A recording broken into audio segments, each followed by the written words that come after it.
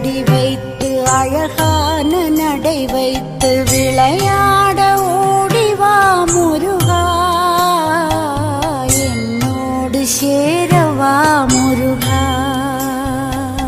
உன்னோடு சாய்ந்தாட உடலிங்கு தள்ளாட உயிர்